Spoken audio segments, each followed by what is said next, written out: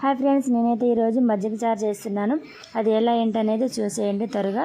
దానికోసం కావాల్సినవి పచ్చిమిర్చి. నేను ఒక 4 పచ్చిమిర్చి తీసుకొని ఇలా మిక్సీ చేసి పెట్టుకున్నాను. కరివేపాకు, ఎండుమిర్చి, ఆవాలు, జీలకర్ర, ఆనియన్స్ అనమాట.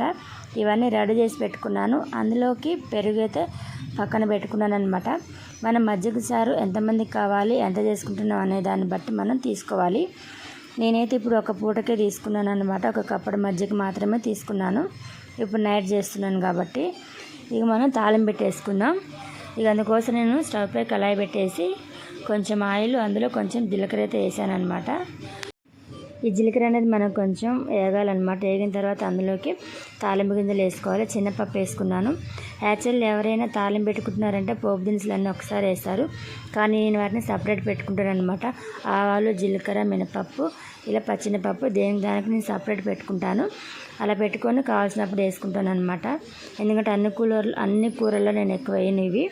ఓకే ఫ్రెండ్స్, చూసారు కదా, ఇవి కొంచెం మగ్గినాయి కదా. మగ్గిన తర్వాత మనం ఆనియన్స్ వేసుకుందాం. ఈ ఆనియన్స్ కూడా మంచిగా బ్రౌన్ కలర్లో వచ్చేంత వరకు మనం మగ్గనివ్వాలి.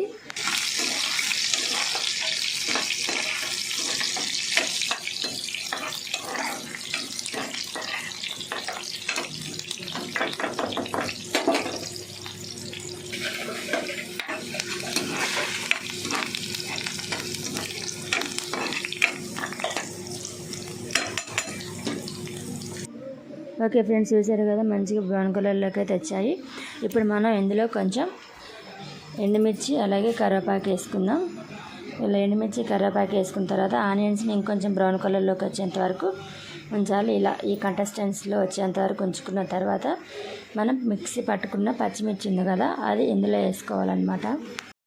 మనం ఇందులో వేసుకున్న పచ్చిమిర్చి మాత్రము మిక్సీ పట్టుకున్నది మంచిగా బ్రౌన్ కలర్లోకి వచ్చేంత వరకు ఆగనివ్వాలి. కొంచెం పసుపు వేసుకొని మంచిగా మగ్గనిద్దాము.